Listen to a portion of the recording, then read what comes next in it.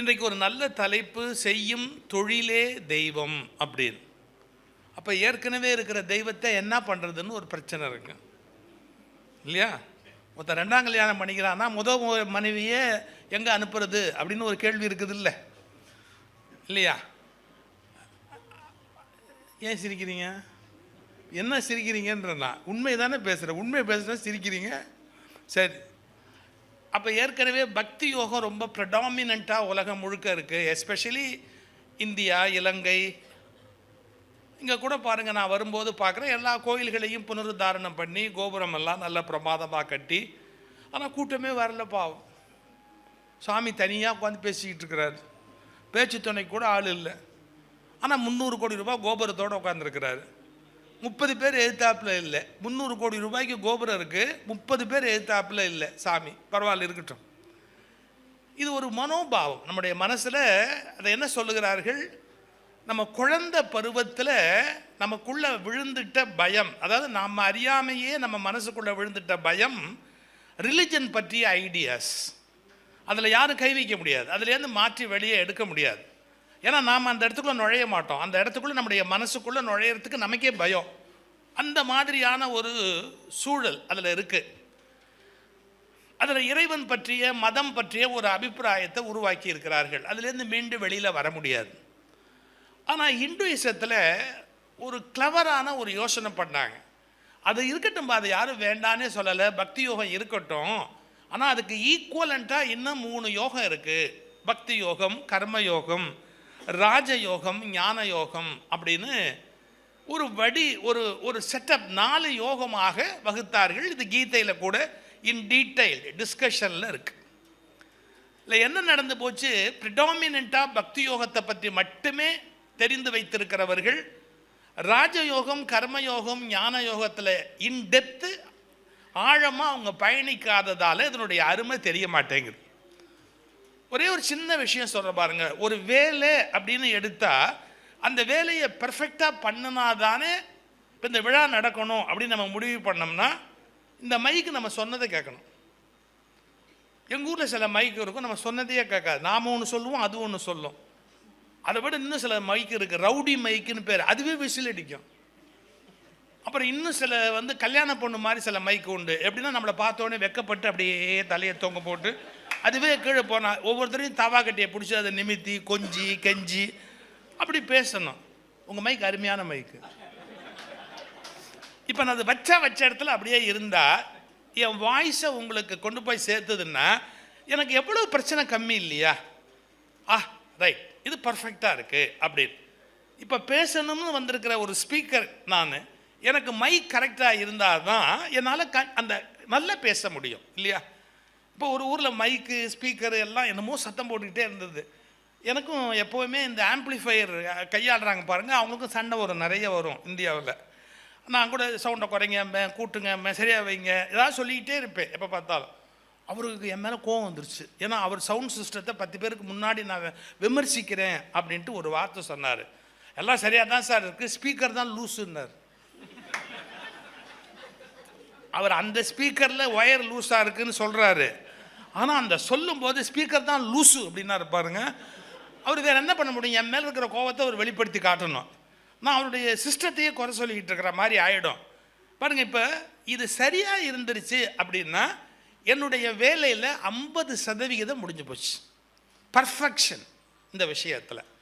ஒரு லைட்டிங் அப்படின்னு ஒரு அரேஞ்ச்மெண்ட், அது ஒரு நல்ல வெளிச்சமாக இருந்தது அப்படின்னு சொன்னால் ஒரு 50% நம்முடைய வேலை முடிஞ்சு போச்சு. எல்லாமே சரியாக இருக்கும் என்று சொன்னால் மகிழ்ச்சியாக இருக்கும். ஒரு வேலையை செய்யறதுக்கு மகிழ்ச்சியாக இருக்கும், நிறைவாக இருக்கும். 100 வேலை பார்க்கலாம் ஒரே வேலை. இந்த பள்ளிக்கூடத்துக்கு போயிட்டு வர பிள்ளைங்கள்லாம் காலையில் எழுந்திரிச்சு அம்மாட்ட கேட்கும், அம்மா என் பேனாங்க, அம்மா என் பென்சிலுங்க. நான் உங்கள் அப்பா எங்கேன்னு தேடிக்கிட்டு இருக்கிறேன், நீ என்கிட்ட பேனா எங்கே, பென்சில் எங்கேன்னு எதையாவது கேட்டுக்கிட்டே இருக்கிறியே. காலையில் வெளியே போன மனுஷன் இன்னும் சேரவே இல்லை, எங்கே போய் தொலைஞ்சான்னு தெரில. என்கிட்ட ஏன் பேனா கேட்குற, பென்சில் கேட்குற. அம்மாம்மா shoe shoe shoe shoe shoe வாசலில் தான் இருக்கும். அது நீ காலேஜுக்கு ஸ்கூலுக்கு போகும்போது நீயா போட்டு போக மாட்டியா? அப்படி நான் நேற்றுக்கு சாக்ஸை துவைக்க போட்டேன், அது ஈரமே இன்னும் மாறவே இல்லை. ஏதாவது சொல்லிக்கிட்டே இருக்கும். முதல் நாளே அதெல்லாத்தையும் எடுத்து வச்சுட்டு நாளைக்கு காலையில் நம்ம போகிறோம், அப்போ எல்லாத்தையும் எடுத்து நம்ம வெளியில் வச்சுட்டு செஞ்சால் என்ன? அந்த குழந்தைய நம்ம அப்படியே ட்ரெயின் பண்ணிட்டோம்னு வச்சுங்க, மறுநாள் ஸ்கூலுக்கு போகும்போது டென்ஷன் உண்டா? இல்லை. சந்தோஷமாக ஸ்கூலுக்கு போகலாம். தமிழ்நாட்டில் சின்மயானந்தான்னு இந்தியாவில் ஒரு பெரிய சன்னியாசி இருந்தார் தெரியுமா? கீதையில் எக்ஸ்பர்ட் சுவாமி சின்மயானந்தா. மதுரையில் ஒரு முறை 7 நாள் அவர் கீதை சொன்னார். என் ஃப்ரெண்டு ஒருத்தர் தான் அவருக்கு அசிஸ்டன்ஸாக அவர் பணிவிட சுவாமிக்கு எதாவது செய்யணும் அப்படிங்கிறதுக்காக அவருக்கு எல்லா ஹெல்ப்பும் பண்ணுறதுக்கு போய் எல்லாம் செய்வார். சின்மயாவுக்கு ரொம்ப கோபம் வரும், பர்ஃபெக்டாக இருக்கணும் ஒவ்வொரு விஷயமுமே அவருக்கு. அதனால் ரொம்ப பார்த்து அவருக்கு எல்லாம் அதை செஞ்சுக்கிட்டே இருந்தார். மறுநாள் காலையில் ஏர்லி மார்னிங் ஃப்ளைட்டு அவருக்கு.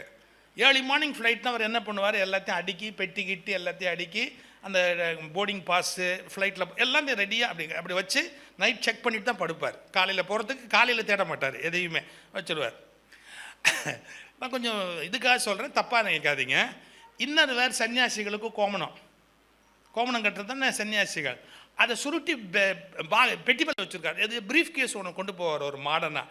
அதுக்கு மேலே அத்தனை அண்ட சராசரத்துக்கு தெரிகிறாப்புல காலையில் உடுத்திட்டு போக வேண்டியது இப்படி மேலே வச்சுருக்கிறார். வர்றவங்களாம் சாமியை கும்பிடுறாங்க, அப்புறம் அவர் மாதிரி அதை பார்க்குறாங்க, அப்புறம் மறுபடியும் சாமியை கும்பிடுறாங்க. இந்த உதவி பண்ணிக்கிட்டு இருந்தவருக்கு கொஞ்சம் கில்ட்டியாக இருந்தது, இது இப்படி இருக்கே அப்படின்ட்டு. அவர் பார்க்காத போது அதை எடுத்து பெட்டிக்குள்ளே வச்சுட்டார். இது ரொம்ப ஒரு மாதிரி டெலிகேட்டாக இருக்கே அப்படின்னு எடுத்து அதை பெட்டிக்குள்ளே வச்சார். பெட்டிக்குள்ளே வச்ச உடனே Chinmayananda பார்த்துட்டார். why you are doing that அப்படின்னு. அவர் என்ன சொல்லுவார், இல்லை வர்றவங்க போகிறவங்க எல்லாம் அது மட்டும் இல்லை சாமி. அவர் சொன்ன பஞ்ச் ரொம்ப டாப். சுவாமி அது உள்ளதானே இருக்கணும்னார்.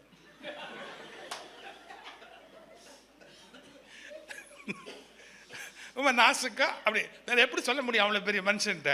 அதனால தான் உள்ள வச்சேன். அவர் சொன்ன வார்த்தை தெரியுங்களா, சன்னியாசிக்கு அது வெளியிலே இருக்கலாம்னு. சன்னியாசி அது மட்டும்தான் ஏன் கட்டணும், நான் ஒரு மரியாதைக்கு ஒரு துண்டு சேர்த்து கட்டியிருக்கேன். சன்னியாசி வெளியில் இருக்கலாம், எடுத்து வெளியே வை. காலையில் யார் அதை தேடுறதுன்னார். காலையில் யார் அதை தேடுறதுன்னாரு பாருங்க. மார்னிங் புறப்பட போகிறோம் அப்படின்னா அப்போதைக்கு இப்போதே சொல்லி வைத்தேன். ரொம்ப முக்கியம். ஒரு ஒர்க்கை எப்படி முதல்லையே டிசைன் பண்ணுறது, பெர்ஃபெக்டாக நாம் அதை எப்படி ஆர்கனைஸ் பண்ணுறது, எந்த மிஸ்டேக்கும் இல்லாமல் அதை எப்படி கொண்டு போகிறது, அந்த செயல் மூலமாக நடக்க வேண்டிய எல்லா காரியங்களும் சரியாக நடக்கிறது. ஆனால் இவ்வளவு செஞ்சாலும் நான் தான் செஞ்சேன்னு அதுக்கு பெருமை கொண்டாடாமல் செயல் நடந்தது என்று மட்டுமே சந்தோஷப்படுவது, இவ்வளோதான் கர்மயோகம். கர்மயோகம்னா பெருசாக ஒன்றும் பெருசாக எடுத்துக்கொள்ள, என்னை விட செயல் முக்கியம் அப்படிங்கிற அந்த எண்ணத்தோடு இருக்கணும். ஒரு செயல் செய்ய தெரியாதவங்க அந்த செயலில் இறங்கலாமா? அது என்ன ஆகும்? இப்போ ஒரு மேலே அடிக்க தெரியாத ஒரு டொப்புன்னு அடித்தான்னா பார்த்து கேட்டுக்கிட்டு இருக்க முடியுமா? முடியாது. என்னுடைய நண்பர்களில் சண்முக வடிவேலு ரொம்ப நல்ல பேச்சாளர். கூப்பிட்ருக்கீங்களா? இங்கே யாழ்ப்பாணத்துக்கு கூப்பிட்டதில்லை, அடுத்த முறை கூப்பிடுங்க. யாழ்ப்பாணம் வந்தார். கம்பன் விழா வருவார். அவர் நல்லா பேசுவார், ரொம்ப நகைச்சுவையாக பேசுவார். நகைச்சுவை செயற்கையாக இருக்காது, ரொம்ப இயல்பாக இருக்கும் அவருக்கு. அவர் என்ன சொன்னார், இந்த வெளிநாடு போயிட்டு வரும்போது ஒரு சீப்புலேயே ஒரு பிளேடு இருக்குங்க. தலைமுடி அடர்த்தியாக இருந்ததுன்னா நீங்கள் ஹேர் கட் பண்ணுறதுக்குன்னு அந்த கடைக்கு சலூன் போக வேண்டிய அவசியம் கிடையாது. லேசாக அப்படியே வாரிட்டீங்கன்னு சொன்னு வச்சுங்களேன், அது கொஞ்சம் ட்ரிம் பண்ணிவிடும், அப்படியே எடுத்துடும். அடிக்கடி அப்படி கரெக்டாக நம்ம வச்சுக்கிட்டோன்னு சொன்னால் வயசாக முடி கம்மியாக இருக்கும், மூளையும் கம்மியாக தான் இருக்கும் வயசாக. அப்போ அதை எடுக்கிறது நான் என்ன தான் சொன்னேன், வேறு யாரையும் சொல்லலாம். இப்படி வாடிட்டே போகும்போது இது பாருங்கள், அதுவே அப்படி நிறுத்திட்டா போகிறோம், கரெக்டாக கட் ஆகிடும். இது ஒரு சிங்கப்பூர்லேயே எங்கேயோ போய் பார்த்துட்டு ஆசைப்பட்டு வாங்கிட்டார். அவர் இருக்கட்டுமே அப்படின்னு வாங்கிட்டார். வந்துட்டு ஒரு நாள் ட்ரை பண்ணார். அது ஏடா கூடமாக போயிடுச்சு. இவர் இங்கே எடுத்தால் இங்கே குறையுது, அங்கே கொண்டா அங்கே குறையுது, இந்த பக்கம் என்னடா இது, நம்ம என்னமோ ஒரு காரியம் பண்ண போய் இது எங்கேயோ மாதிரி போகுது. இதோட நாளைக்கு ஸ்கூலுக்கு போனால் பசங்க கலாட்டா பண்ணுவானுங்களே, எலி கரம்பிருச்சுடாடே அப்படிமா, எலி கடிச்சிடுச்சு போல் இருக்குதுடா நம்ம வாத்தியார் தலையில், இது ஏதாவது பிரச்சனையாக போயிடுமேனு வெக்கமாகி போச்சு அவருக்கு. வழக்கமாக போகிற தன்னுடைய அந்த சிகை அலங்கார நிலையத்துக்கு போகிறார். அவர் வாங்க சார், தலையை எப்படி பார்த்தார். எவன் கை வச்சான்? தொழில் தெரியாத நாய் ஏன் சார் கை வச்சான்? இவருக்கு கஷ்டமாக இருக்கு. உடுப்பா, அதை பற்றி எதுக்கு பெருசா, அது என்ன உடுப்பா? நாங்கள் 50 வருஷமாக இந்த துறையில் இருக்கிறோம், அதுக்கு ஒரு மரியாதை இருக்குது. அவன் புறப்பட்டுறது ஒரு யோகியத்தை வேணாமா? இது என்ன சாதாரணமான விஷயமா? உங்கள் பர்சனாலிட்டியை கெடுத்துட்டான் சார் அந்த பாவி. அவன் மட்டும் என் கண்ணில் ஆட்டான்னு வச்சுங்க, பிச்சு. ஐயோ உடுப்பா, அவனை விடு, அவன் ஏதோ விவரம் என்ன விவரம் தெரியாதவன், என்ன விவரம் தெரியாதவன் ஏன் கையில் எடுத்தான்? ஒரு தொழில் தெரியாமல் கையில் எடுக்கலாமா? அந்த நாயெல்லாம் எப்பா கொஞ்சம் பொறுமையார் ஏன் இல்லைப்பா, நான் தான் சிங்கப்பூர் போனப்போ, ஏன்னா அவன் இல்லாட்டி இன்னும் 10 நாய் போட்டுருவான் அப்படின்னு ஒரு பயந்து போய், நான் சொல்கிறது கொஞ்சம் கேளுப்பா, சிங்கப்பூருக்கு போன போது இது மாதிரி ஒரு இது சொன்னான், சீப்புலேயே அது ஒரு பிளேடு ஃபிக்ஸ் ஆகிருக்கும், அதை நீங்கள் அப்படியே வாரினா நான் நம்பி அதை வாங்கினப்பா, எனக்கு சரியாக யூஸ் பண்ண தெரில, நான் தான். சார் தான் போட்டிங்க, சாரா பண்ணீங்க? ஆமாம். பரவாயில்லையே, முதல் தடவையே தொழில் ரொம்ப பிரமாதமாக செய்கிறீங்க போல் இருக்குது. என் கடைக்கு யாராவது வேலைக்கு வரலன்னா உங்களை வர சொல்லலாம் போல் இருக்குதுன்னா. ஏன்னா இவர் ஏதாவது இந்த வார்த்தையில் இவர் அஃபண்ட் ஆகிட்டாருன்னா என்ன பண்ணுறதுன்னு அவரை ப்ரைஸ் பண்ணணும் அப்படிங்கிறதுக்காக பாராட்ட ஆரம்பித்தான். அவர் என்கிட்ட வந்து சொன்னார், தெரியாதனமாக நான் வாடிட்டு அவன் என்னை கொன்னே போட்டுருவான் போல் இருக்கு அப்படி சொல்லிட்டு அவர் சொன்னார், எதுவாக இருந்தாலும் ஒரு தொழில் அப்படின்னா அந்த தொழிலை தெய்வமாக மதிக்கணும், அது மேலே மரியாதை இல்லாமல் அதை குறைவாக நினைக்கவே கூடாது. அது எந்த வேலையாக வேணாலும் இருக்கலாம், கூட்டி தெருப்பெருக்கிற வேலையாக இருக்கலாம், கோயிலில் வந்து மணி அடித்து பூஜை பண்ணுற வேலையாக இருக்கலாம், 1000 பேருக்கு சமைச்சு போடுற அன்னதானம் பண்ணுற சமையலாக இருக்கலாம், இல்லை நீங்கள் 1000 பேருக்கு கல்வி கற்பிக்கிற பேராசிரியராக இருக்கலாம், யாராக வேணாலும் இருக்கலாம். ஆனால் நாம் எந்த துறைக்கு வகுக்கப்பட்டிருக்கிறோமோ அந்த துறையை நாம் சரியாக செய்யணும். இல்லை என்ன ஒரு அழகுன்னு கேட்டிங்கன்னா, என்னுடைய நண்பர் ஒருத்தருக்கு பை சீனியாரிட்டி காலேஜ் பிரின்ஸ்பாலாக வந்து உட்காந்தார். அவர் காலேஜ் பிரின்ஸ்பாலாக வந்து உட்காந்தார். அந்த காலேஜில் ஒரு 15 நாள் ரிசைன்மெண்ட்டில் அந்த பிரின்ஸ்பால் எலிவேஷன் தனக்கு வேண்டான்னு எழுதி கொடுத்துட்டு மறுபடியும் காலேஜில் ஹெச்ஓடி ஹெட் ஆஃப் த டிபார்ட்மெண்ட்னு கிளாஸ் எடுக்கிறதுக்கு போயிட்டார். அவர் ஒரு 15 நாளாக 1 மாதமாக தான் வேலை பார்த்துருப்பார் அவர். நான் கூட கேட்டேன், ஏண்டா இது பிரின்ஸ்பால் ஆகிறதுக்கு அவன் எவ்வளவோ தலைகீழாக நின்று பார்க்குறான், நீ என்னடா வந்த வாய்ப்பை விட்டுவிட்டு அட்மினிஸ்ட்ரேஷனில் பிரின்ஸ்பாலுங்கிறது எவ்வளோ பெரிய ரேங்க்கு, அதை விட்டுவிட்டு மறுபடியும் நீ போய். அவர் சொன்னார் பாருங்க, இந்த பேப்பர் பார்க்குற வேலைக்கு எவன் வேணாலும் ஆப்பிடுவான், பாடம் சொல்லி கொடுக்குறதுல என்னை அடிச்சுக்க முடியாது. நான் பிரின்ஸ்பாலாக வந்த நாள்லேருந்து கிளாஸ் எடுக்க போகவே முடியல. ஏன்னா எல்லா லெக்சரருடைய லெட்டரும் லீவ் லெட்டரும் வரும். அதில் வேறு சில பேர் லீவ் லெட்டரை லவ் லெட்டர்னு எழுதியிருப்பான். அவனுக்கு ஸ்பெல்லிங் காலேஜ் படித்து லெக்சராக இருப்பான், இல்லை அந்த ஸ்பெல்லிங் மிஸ்டேக் கூட எழுதி வச்சுருப்பான். இதை நான் திருத்தணும் உட்காந்து. அப்புறம் காலேஜ் மெக்கானிக்கு காலேஜில் வந்து சொல்லுவான், காலேஜ் பஸ்ஸு டயரில் காற்று இல்லைம்பான். டயரில் காற்று இல்லாட்டி நான் என்னென்ன பண்ணுவேன், நான் போன தடவை தான் அந்த பஞ்சர்லாம் ஓட்டணும், அந்த டிரைவர் ஏதோ தப்பு பண்ணுறான், கூப்பிட்டு விசாரிங்க அப்படிம்பா. அவன் 10 காசு திருடிட்டான்பா, இது ஒர்க் பண்ணலேம்பா, பசங்க ஹாஸ்டலில் கலாட்டா பண்ணிக்கிட்டு இருக்கிறாங்க, இட்லி நல்லா இல்லை அப்படிங்கிறாங்க. நான் யோசிச்சு பார்த்தேன், இதுக்கா நான் வந்து எங்கிட்ட பாடம் கற்றுக்கிறது, எனக்கு பாடம் சொல்கிறத மாதிரியான ஒரு ஞானம் எத்தனையோ வாதியாருக்கு கிடையாது. இந்த பில்லு உட்காந்து வரவு செலவு பார்க்குற வேலை யார் வேணாலும் செய்யலாம், அதில் ஆர்வம் உள்ள ஒருத்தர் செய்யலாம். அது எனக்குரிய வேலை இல்லைன்னு தோணுச்சு, ரிசைன் பண்ணிவிட்டு எனக்கு பிடிச்ச மாணவர்களுக்கு பாடம் சொல்லுகிற வேலைக்கு வந்துட்டேன். இது இம்பார்ட்டன்ட். எனக்கு பிடிச்ச மாணவர்களுக்கு பாடம் சொல்கிற வேலைக்கு வந்துட்டேன். ஏன்னா என்ன மாதிரி 10 மாணவனை உருவாக்குறதுக்கு யாராலையும் முடியாது, ஒரு பிரின்ஸ்பாலாக இருக்கிறதுக்கு யாரால வேணாலும் முடியலாம், என்னால் முடியாது. இப்போ என்ன புரிஞ்சுக்கணும், நம்ம யாரோ திருப்தி பண்ணுறதுக்காக இல்லை நம்ம இந்த ப்ரெஸ்டீஜ் போயிடுமே, இதெல்லாம் ஒன்றும் முக்கியமே கிடையாது. நாம் எதில் மாஸ்டரோ, என்ன பர்பஸுக்கு இந்த பூமிக்கு வந்தோமோ அந்த வேலையை செய்யலாம். இப்போ ஆக்சுவலி நான் வந்து பிஏ லா கிராஜுவேட்டு. எங்கள் செட்டு மீட் பண்ணுவோம். இப்போ கூட ரீசெண்டாக சென்னையில் மீட் பண்ணோம். எங்கூட படித்தவங்களில் 6 பேர் மெட்ராஸ் ஹைகோர்ட் ஜட்ஜானாங்க, 2 பேர் எலிவேட் ஆகி சுப்ரீம் கோர்ட் ஜட்ஜஸாகவே மாறினாங்க. அந்த 6 பேரில் எல்லாம் இப்போ மீட் பண்ணோம். இப்போ நான் மனசு வச்சு நான் வந்து லா படித்தவன் ப்ராக்டிஸ் பண்ணியிருக்கலாம், நானும் ஜட்ஜாக இருந்திருக்கலாம், நானும் வந்து ஒருவேளை சுப்ரீம் கோர்ட் போயிருந்திருக்கலாம், ஏதோ நடந்திருக்கலாம் லைஃப்பில். ஆனால் இன்னே வரைக்கும் அப்படி நான் போகலையே, உயரலையே அப்படிங்கிற ரிக்ரெட்ஸ் எனக்கு கிடையவே கிடையாது. ஏன், நான் 10 லட்சம் பேரை சந்தித்து அவர்கள் வாழ்க்கைக்குள் நுழைந்ததை போல் ஒரு வாய்ப்பு என்னோடு படித்து அவர்கள் யாருக்கும் வரவில்லை. எனக்கு அது கிடைத்தது.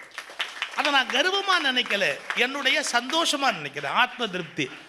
எங்களுடைய 50வது வருஷம் லா டிகிரி வாங்கி நாங்கள் லா ஜாயின் பண்ணி 50வது வருஷங்கிறத கொண்டாடுறதுக்காக ஒரு கேக் வெட்டினாங்க.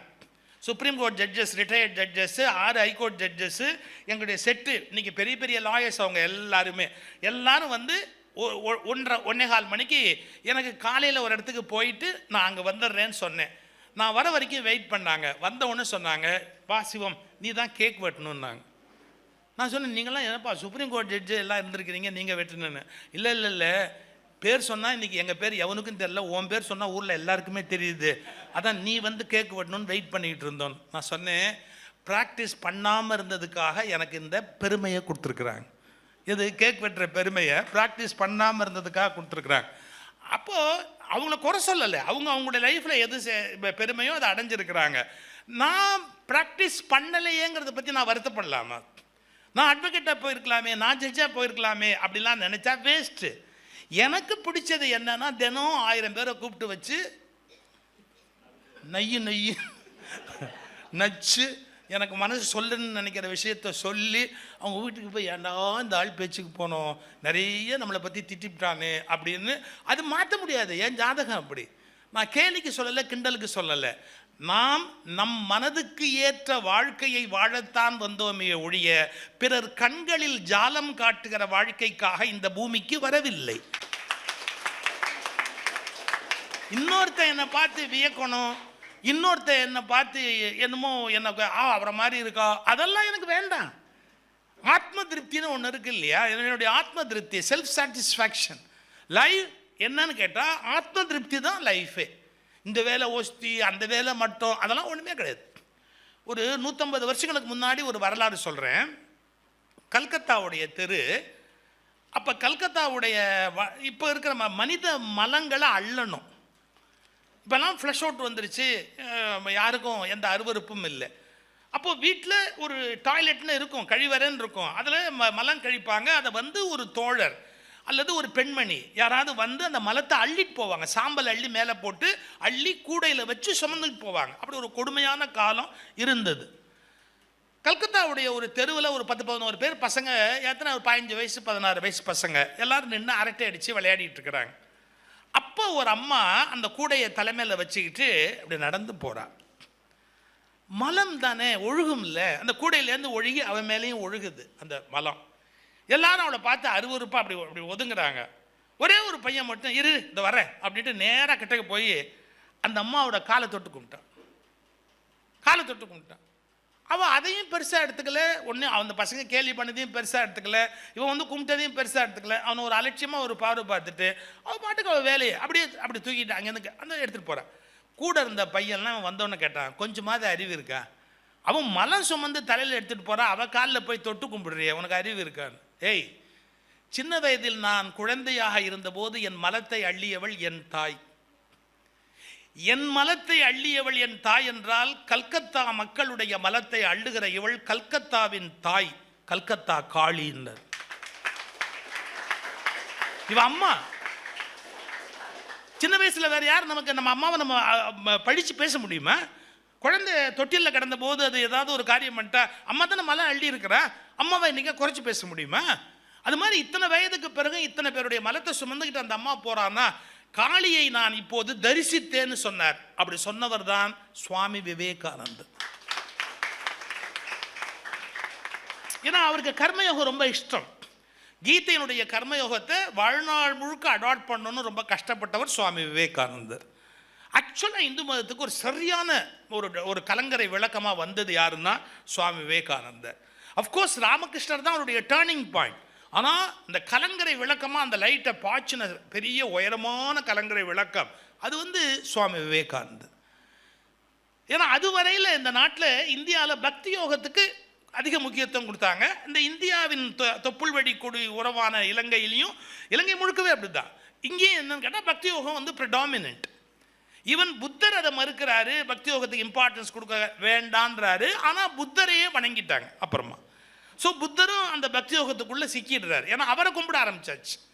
ஸோ நம்ம அதுலேருந்து மீட்க முடியல மக்களை. ஒரு தடவை கும்பிட்டு வழக்கப்பட்டவங்க அதுலேருந்து மீள முடியல. பக்தி யோகம் ப்ரெடாமினண்ட்டாக இருந்த காலத்தில் கர்மயோகத்தை இந்த நாட்டில் கொண்டு வரணும்னு நிறைய பேர் மக்கள் மத்தியில் அந்த கருத்தை விதைக்க ஆரம்பித்தாங்க. முதல்ல கேட்குற போது நமக்கு கொஞ்சம் கஷ்டமாக இருக்கும், ஆனால் அதுதான் சரியான விஷயம்.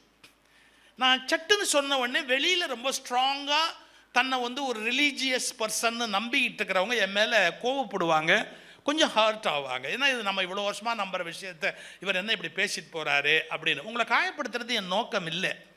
ஆனால் பக்தி யோகத்தை திரும்பி திரும்பி திரும்பி ப்ரமோட் பண்ணி நம்ம என்ன கண்டோம் அப்படிங்கிறத நீங்கள் பார்க்கணும். இப்போ இங்கே கூட ஒரு சின்ன ஒரு டயலாக் ஒன்று ஓடிச்சு. நம்ம ஏன் வந்து கல்வி அது கோயில்கள் மூலமாக ஏன் செய்யக்கூடாது? நீங்கள் கோயில் மூலமாக செய்யும்போது மீண்டும் மீண்டும் ரிலிஜன் தான் ப்ரிடாமினண்ட்டாக இருக்கும். ஒரு இந்து கல்வி, சைவ கல்வி படிக்கணும்பா, ஒரு முஸ்லீம் கல்வி படிக்கணும், கிறிஸ்டியன் கல்வியை படிக்கணும். கடைசி வரைக்கும் அவங்க யாரும் ஒத்துமையாக இருக்க மாட்டாங்க. ஏன்னா நீங்கள் அவங்களுக்கு அந்த விதையை போட்டுட்டீங்க உள்ளுக்குள்ளே. அவங்க ஒத்துமையாக இருக்கிறதுக்கு இனிமேல் சான்ஸே கிடையாது. நான் என்ன சொல்ல வரேன், இதுக்கு எல்லாத்தையும் தாண்டி இந்த பூமியில் வந்தவங்களுக்குன்னு சில கடமை இருக்குது. அந்த கடமைகளை செய்யணும். அந்த கடமைகளை செய்வதோடு எல்லாத்துக்கும் மேலே ஒரு பரம்பொருள் இருக்குங்கிற புரிதல் இருக்கணும். அந்த பரம்பொருளை நாம் உணரத்தான் முடியுமே ஒழிய அந்த பரம்பொருளை வேறு வகையில் நீங்கள் திருப்தியெல்லாம் பண்ணிட முடியாது. அதை ப்ரேயர் மூலமாகவோ இல்லை வேறு மெத்தட் மூலமாகவோ அதை திருப்தி பண்ணுறேன்னு சொல்கிறதெல்லாம் உண்மை அல்ல. நல்ல ரிலீஜியஸ் ப்ராக்டிஸ் உள்ளே பூந்து பார்த்தா தான் தெரியும். நாம் நம்முடைய கடமையை செய்கிற போது அந்த பரமாத்மா சந்தோஷப்படுகிற அளவுக்கு நீங்கள் பூஜை செய்கிற போது அந்த பரமாத்மா சந்தோஷப்படுவது இல்லை. இந்த கிளாரிட்டியே பல பேர் கிடையாது. நாம் அவரை போய் பூஜை பண்ணால் இதை நான் சொல்லலை, காஞ்சி மகா சுவாமிகள் வாக்கில் இருக்குது. அவர் என்ன சொல்கிறார் தெரியுங்களா? இப்போது நான் ஒரு வேலை சொல்கிறேன், அவர் சொன்ன வார்த்தையை அப்படியே சொல்கிறேன். நான் ஒரு வேலை சொல்கிறேன், இந்த மாதிரி அந்த காரியத்தை போய் பார்த்துட்டு வா அப்படின்னு சொல்கிறேன். அவன் போகிறான், அங்கே வேலையை பார்க்குறான், அந்த இடத்த சுத்தம் பண்ணுறான், அப்புறம் அங்கே வேணுங்கிறத கவனிக்கிறான். இன்றைக்கி ஒரு 100 பேர் அந்த இடத்துக்கு வர்றா அப்படின்ன உடனே அவளுக்கு வேண்டிய கைங்கரியெல்லாம் பண்ணுறான். நான் சொன்ன வந்து பார்த்தா ரொம்ப பிரமாதமாக எல்லாத்தையும் முடிச்சு வச்சுருக்கான். அவனை எனக்கு பிடிக்குமா? ஒரு வார்த்தை சொல்ற பாருங்க, அவனை எனக்கு பிடிக்குமா? அதை விட்டுட்டு என்னையே சுற்றி வந்து பெரியவா அவனை எனக்கு பிடிக்குமான்னு கேட்டார். அதாவது சும்மா என்கிட்டயே சுற்றி வந்து பெரியவான்னு என்னையே கும்பிட்டுக்கிட்டு இருந்தா எனக்கு பிடிக்குமா? நான் அந்த வேலையை முடிச்சுட்டு வா அப்படின்னா அந்த வேலையை போய் செஞ்சு அந்த காரியத்தை பர்ஃபெக்டாக பண்ணிட்டு வர்றானே அவனை எனக்கு பிடிக்குமா? ரெண்டுக்கு பதில் சொல்லு அப்படின்னார். கூட நிற்கிறவன் உங்களை பார்க்குறேன்னு அவனுடைய ஈகோவை சாட்டிஸ்ஃபை பண்ணிட்டான். ஆனால் தலைவனுடைய எண்ணத்தை யாரா சாட்டிஸ்ஃபை பண்ணான்? தொலைவில் போய் வேலை செய்தவன் தான் தலைவனுடைய லட்சியத்தை நிறைவேற்றினான். எனக்கு லட்சியங்களை நிறைவேற்றுகிறவரைத்தான் பிடிக்குமே ஒழிய அவங்க ஈகோவை சாட்டிஸ்ஃபை பண்ணுறதுக்கு என்ன கும்பிட்டுக்கிட்டு இருந்தால் எனக்கு என்ன பிரயோஜனம்? இது என்னுடைய கருத்து அல்ல. காஞ்சி மகா பெரியவர் ஒரு டிஸ்கஷனில் இந்த கருத்தை சொல்கிறார். நம்ம புரிஞ்சுக்கணும், திரும்ப உண்மைகளை புரிஞ்சுக்கணும். நீங்கள் திரும்பி கடவுளை வந்து பூவாலேயோ, கடவுளை வந்து நம்முடைய அர்ச்சனையாலேயோ, கடவுளை வந்து நம்முடைய விரதங்களாலேயோ திருப்தி பண்ணணும் அப்படிங்கிறத விட நம்முடைய கடமைகளை செய்வதன் மூலம்தான் கடவுளை திருப்தி செய்ய முடியும். இந்த அண்டர்ஸ்டாண்டிங்க்கு என்னைக்கு சொசைட்டி வரப்போகுது? When a war is going on, every soldier has to fight. Do you agree? When a war is going on, every soldier has to fight. He should not worship the major. மேஜரை வந்து பார்த்து salute அடிச்சு, நான் எப்போ பார்த்தாலும் பாருங்க உங்களை பார்த்து salute அடிக்கிறேன் அப்படின்னா what is the use in it? A soldier, a warrior, he must go and fight. அந்த பார்டரில் போய் நிற்கணும், தன்னுடைய ரத்தத்தை சிந்தணும், நாட்டுக்காக வாழணும். திரும்பி மேஜரை பார்த்து சல்யூட் அடிச்சுக்கிட்டே இருந்தான்னு சொன்னா காக்கா பிடிக்கிறான்னு தானே சொல்லுவான். காக்கா பிடிக்கிறவன் வந்து ஒரு இராணுவத்துக்கு தேவையில்லை. தேசத்துக்காக கால் கை ஒடிய பாடுபடுறவன் தான் ஒரு தேசத்துக்கு தேவையாகதான். யோசிச்சு பாருங்க. ஸோ இந்த கிளாரிட்டியை நான் ஏற்படுத்தின உடனே என்ன சொல்லுவாங்க, இவர் மதத்துக்கு விரோதமாக நம்முடைய அதெல்லாம் கிடையாது. அந்த மதத்தை நீங்கள் சரியாக புரிஞ்சுக்கிறதுக்கு நீங்கள் பக்தி யோகம்ன்ற ஒரு பகுதியை சொல்கிறீங்க. I am not against it, but அது 1/4 தான் ஷேரு. அப்புறம் 3 சொன்னாங்களே, ராஜயோகம்னா என்ன, கர்மயோகம்னா என்ன, ஞான யோகம்னா என்ன? இப்போ புரிஞ்சுக்கங்க. அந்த ஒரு பகுதியை மட்டுமே எல்லாரும் சொல்லிக்கிட்டு இருந்த போது அந்த ராஜயோகம், கர்மயோகம், ஞான யோகம் இது 3ஐயும் இணைச்சவர் தான் யோகிராஜ் வேதாத்ரி மகரிஷி. புரிஞ்சு எப்படி? மனவளக்கலை யோகா அது என்ன? அதுதான் ராஜயோகம். ராஜயோகம்ங்கிறது என்ன அப்படின்னு நீங்க கேட்டீங்கன்னா, உடம்பை சரியானபடி பக்குவப்படுத்தி வைத்திருத்தல், மூச்சு பயிற்சியை மிகச்சரியாக செய்தல். ஏன்னா இது உள்ளம் பெருங்கோயில், ஊனுடம்பு ஆலயம், வள்ளல் பிரானார்க்கு வாய் கோபுர வாசல், தெள்ள தெளிந்தார்க்கு சீவன் சிவலிங்கம், கள்ள புலனைந்தும் காளா மணிவிளக்கு அப்படின்னு இந்த உடம்பை கோயிலாக ஆக்க வேண்டும். அதுக்கு என்ன பண்ணணும்? ராஜயோகம் பண்ணணும். அவர் ராஜயோகி. ஆரம்பத்திலேருந்து அவர் யோகா முறையாக பயின்று எல்லா பயிற்சிகளையும் செய்து அப்புறம் என்ன சொல்கிறார்? ஒய் இவ்வளவு காம்ப்ளிகேட் ஆக்கணும், சிம்பிளிஃபைடு அப்படின்னு ஒரு மெத்தடு கொண்டு வரார். அதுதான் ராஜயோகம். புரிஞ்சுங்களா? பக்தி யோகத்துக்கு அவர் எதிர் இல்லை. அது வந்து 1/4 தான். அனதர் 3 சைடு இருக்கு ஸ்ட்ரென்த்து. அது என்ன? ராஜயோகம். அப்புறம் இன்னொரு பகுதி இருக்கு ஞான யோகம். அவருடைய தத்துவங்கள்லாம் என்ன? விண்வெளி பற்றிய அபிப்பிராயம் என்ன? அவருடைய ஃபிலாசபி என்ன? குண்டலி ரைஸ் பண்ணுறதுன்னா என்ன? அப்போ லைஃப்பை பற்றிய பார்வைன்னா என்ன? கடவுளை பற்றிய பார்வைன்னா என்ன? எல்லாமே ஞான வழி, ஞான யோகம். ஸோ அவர் ஞான யோகத்திலையும் கான்சென்ட்ரேட் பண்ணுறார். எது? கடவுள்னா என்ன உணர்த்துகிறார், இதான் அப்படின்னு அதை உணர்த்துகிறார். சரி, அதோட கூட கர்மயோகம். எல்லாரும் அவங்கவுங்க கடமையை. கல்யாணம் பண்ணிட்டியா, வீட்டோடு இரு, உன்னுடைய மனைவி மக்களை காப்பாது, நான் விட்டுட்டு போகிறேன்னு சொல்லிட்டு போயிடாது, அவசியம் இல்லை. உன்னுடைய குழந்தைகளோடு இருக்கலாம், உன்னுடைய மனைவியோடு இருக்கலாம், இல்லறத்திலேயே இருக்கலாம். ஏன் இன்னும் சொல்லப்போனால் இல்லற இன்பங்களையும் தூக்கலாம். எந்த விதமான தவறுமே கிடையாது. நீ எப்படி இருக்கிறியோ அப்படியே இருந்துக்கும். இதெல்லாம் விட்டுட்டு நான் சன்னியாசியாக போயிட்டேன்னு மடத்தை நாரடிக்கிறத விட நீ பேசாமல் ஃபேமிலியோடயே இருந்துள்ளோம், எந்த தப்புமே இல்லை. பேசாமல் நீ இங்கே இருந்துறது எவ்வளவோ பெட்டர். எனக்கு நிறைய பேரோட பழக்கம் உண்டு, இவங்க எல்லாரோடையும் இந்த துறையில் இருக்கிறதால. ஒரு 80% ரிலீஜியஸ் லீடர்ஸு, நான் சொல்கிறேன், இந்த வருத்தப்படாதீங்க, 80% அவங்களால அவங்க காமத்தை ஜெயிக்க முடியலிங்க. அவங்களால அவங்க காமத்தை ஜெயிக்க முடியலிங்க. அதுலேருந்து அவங்க ஓடி ஒளியிறாங்க, இல்லை மறைக்கிறாங்க, இல்லை தப்பிக்கிறாங்க, ஏதோ ஒன்று பண்ணுறாங்க இல்லையா, எல்லாத்தையும் கெடுத்துட்டு நாசமாக்கிட்டு போயிடுறாங்க. நான் என்ன சொல்ல வரேன்? ஏன் இவ்வளோ கஷ்டப்படுற? அதுக்கு மேரேஜ் பண்ணி ஒய்ஃபோட இரு, குழந்தையோட இரு.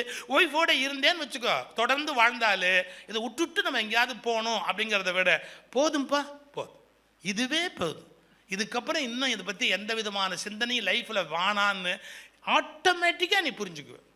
நான் கிண்டலுக்கு சொல்லலை, அதான் மெச்சூரிட்டி. அதே திரும்பி ரைட், அவ்வளோதான், இதுக்கு மேலே நம்ம என்ன இருக்குது அப்படின்ற ஒரு கிளாரிட்டிக்கு வருவேன். இப்போ இதில் 2 படி இருக்குது. 2 படி ஏறதுக்குள்ளேயே புஷ்பாக்கா திணறி, நான் திணறி, நாங்கள் அவங்க என்ன சப்போர்ட் பண்ணுறாங்களா, அவங்க என்ன, அவங்க ஒரே இந்த 4 படி இருக்குதுன்னு வச்சுங்க. இந்த இடத்துல 4 படியை நான் எம்ஜிஆர் ஸ்டைலில் ஓடி வந்து டப்புன்னு ஏறணும்னு நினச்சேன்னு வச்சுங்க, போயிடணும், பல்லுக்கு எல்லாம் எகிரிடும்.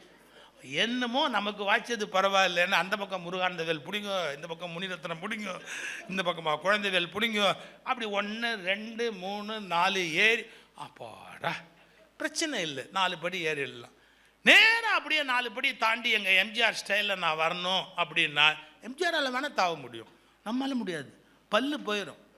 என்ன நான் சொல்கிறேன்னு புரியுதா? பிரம்மச்சரியம், கிரகஸ்தம், வானஸ்தம், சந்நியாசம்ங்கிறதுல பிரம்மச்சரியம், கிரகஸ்தம், வானப்பிரஸ்தம் முடிச்சுட்டு சன்னியாசியாக வந்தால் தப்பு பண்ணுறதுக்கு சான்ஸ் கிடையாது. நேராக சன்னியாசியாக வர்றேன்னு வந்தவன் தப்பை தவிர வேறு எதுவுமே பண்ணுறது கிடையாது. ஏன் இதெல்லாம் ஒத்துக்கிறதுக்கு நாம் பயப்படணும்? நான் அவ்வளோதான் நான் கேட்குறேன். எப்படி நான் இன்னும் கூட யாரும் பேசுகிறேன், எப்படி ஒரு மனுஷன் லஸ்டோ செக்ஸோ இல்லாமல் இருக்க முடியும்? ஓப்பனாக டிஸ்கஸ் பண்ணுவோமே. நார்மல் லைஃப்பில் அந்த நீடு இல்லாமல் இருக்க முடியுமா? நான் அசிங்கமாக பேசுகிறேன்னு நினைக்காதீங்க. அதாவது நான் பிறந்ததுக்கு காரணமே என் தாய் தகப்பனுடைய காமம் இல்லையா? அவர்கள் மனதில் காமம் என்ற அலை எழுந்தபோது தான் அவர்கள் இணைந்ததால் என்னை பிறப்பிக்கிறார்கள். எந்த காமத்தின் மூலம் நான் பிறந்தேனோ அந்த காமத்தை நான் விட்டுட்டு எப்படி ஓட முடியும்? ஸோ அது பொய், முற்றிலும் பொய். அவங்க நடிக்கிறாங்க, என்ன எல்லாத்தையும் விட்டுட்டு தான் பேசுகிறாங்க, சான்ஸ் கிடையாது. பட் மகரிஷி தெளிவாக சொன்னார், நீ கல்யாணம் பண்ணிக்கோ, ஃபேமிலி லைஃப்பில் இரு, வேணுமா குழந்தைகள் இந்த உலகத்தில் பெற்றுக்கோ, உன் வாழ்க்கையில் அனுபவிக்க வேண்டிய இன்பங்களை நீ அனுபவி, அதில் எந்த தப்புமே கிடையாது, பொய்யான ஒரு சன்னியாசத்தை மேற்கொள்ளாதே அப்படிங்கிற கருத்தை ஓப்பனாகவும் போல்டாகவும் ரிஜிஸ்டர் பண்ணார். புரியுதா? கர்மயோகம், ராஜயோகம், ஞான யோகம். இப்போ கர்மயோகம் அப்படிங்கிறத நம்ம எப்படி புரிஞ்சுக்கிறது? கர்மயோகம் அப்படிங்கிறது செயலை செய், செயலை செயலுக்காக செய். எப்படி எப்படி எப்படி?